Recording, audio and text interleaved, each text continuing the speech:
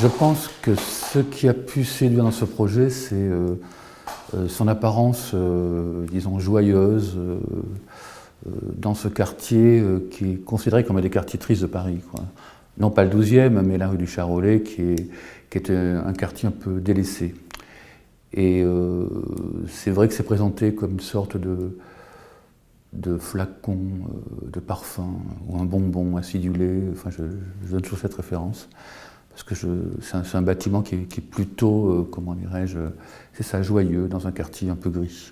La proximité de la gare de Lyon, la proximité évidemment de ces voies ferrées, cette sorte de zone, vous savez, autour des gares, c'est un petit peu là aussi, comme je disais, des zones un peu délaissées.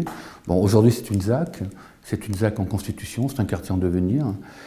Et le fait que c'est le premier équipement culturel en fait, du quartier aujourd'hui nous a amené à donner une architecture un peu plus organique, un peu plus expressive, enfin qui quelque part tranche avec mon travail.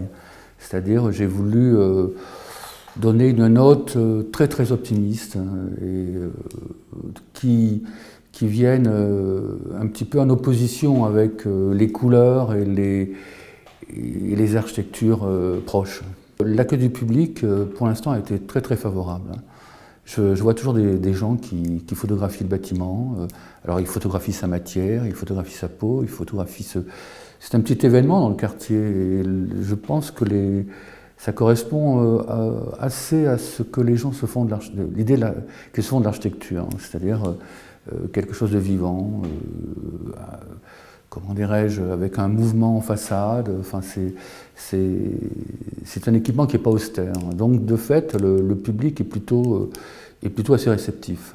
Cette façade, c'est une matière qui est très très vieille, puisque c'est de la céramique. On l'a utilisée dans des très très grands éléments, qui sont des éléments qui font à peu près des modules de 1,80 m par 60 cm, donc très très lourds. On a dû demander des autorisations pour la réaliser, ce qu'on appelle des ATEX. On a dû travailler avec l'entreprise et si on connaît la matière en général, on ne connaît pas des mises en œuvre identiques avec des éléments aussi grands. Donc il a fallu, ça supposait un travail précis pour la poser, des moyens assez importants. Et c'est ce qui fait aujourd'hui son caractère un peu particulier. Voilà.